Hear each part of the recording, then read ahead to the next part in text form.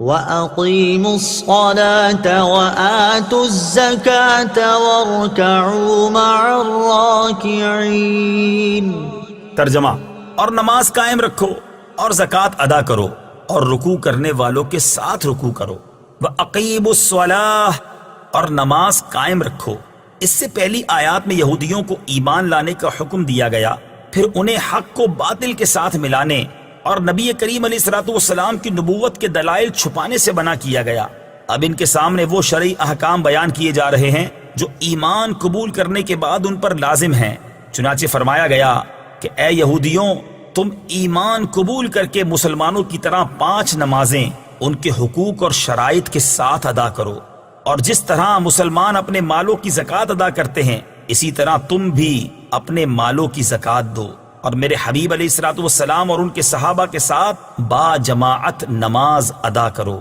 با جماعت نماز ادا کرنے کی اہمیت اور فضائل۔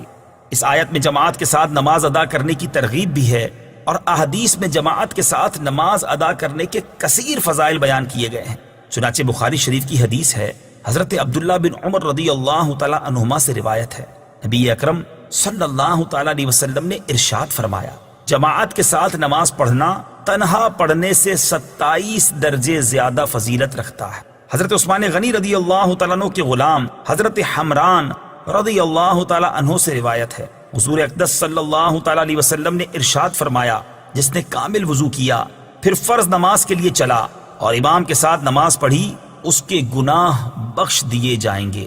ابو داؤد شریف کی حدیث ہے، حضرت ابو ہریرہ رضی اللہ تعالیٰ عنہ سے روایت ہے، حضور پرنور صلی اللہ تعالیٰ علیہ وسلم نے ارشاد فرمایا، جو اچھی طرح وضو کر کے مسجد کو جائے اور لوگوں کو اس حالت میں پائے کہ وہ نماز پڑھ چکے ہیں تو اللہ تعالیٰ اسے بھی جماعت سے نماز پڑھنے والوں کی مثل ثواب دے گا اور ان کے ثواب سے کچھ کم نہ ہوگا۔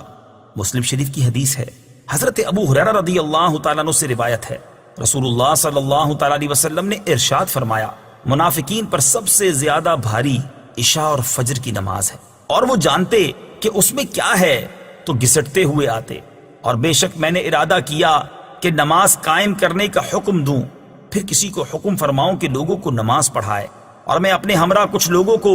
جن کے پاس لکڑیوں کے گٹھے ہوں ان کے پاس لے کر جاؤں جو نماز میں حاضر نہیں ہوتے، اور ان کے گھر ان پر آگ سے جلا دوں۔ بزرگان دین کے نزدیک با جماعت نماز ادا کرنے کی اہمیت کس قدر تھی، اس کا اندازہ ان 2 حکایات سے لگایا جا سکتا ہے۔ نمبر 1، حضرت عبداللہ ابن عمر رضی اللہ تعالیٰ عنہ فرماتے ہیں، حضرت عمر فاروق رضی اللہ تعالیٰ عنہ اپنے ایک باغ کی طرف تشریف لے گئے، جب واپس ہوئے تو لوگ نماز عصر ادا کر چکے تھے۔ یہ دیکھ کر آپ رضی اللہ تعالیٰ عنہ نے انا للہ و انا الیہ راجعون پڑھا اور ارشاد فرمایا، میری عصر کی جماعت فوت ہو گئی ہے، لہٰذا میں تمہیں گواہ بناتا ہوں کہ میرا باغ مساکین پر صدقہ ہے تاکہ یہ اس کام کا کفارہ ہو جائے۔ حضرت حاتم اصم رحمۃ اللہ تعالی علیہ فرماتے ہیں، ایک مرتبہ میری با جماعت نماز فوت ہو گئی تو حضرت ابو اسحاق بخاری رحمۃ اللہ تعالی علیہ کے علاوہ کسی نے میری تعزیت نہ کی، اور اگر میرا بچہ فوت ہو جاتا تو 10,000 سے زیادہ افراد مجھ سے تعزیت کرتے، کیونکہ لوگوں کے نزدیک دینی نقصان دنیاوی نقصان سے کم تر ہے۔ اللہ تعالیٰ سب مسلمانوں کو با جماعت نماز ادا کرنے کی توفیق عطا فرمائے، آمین۔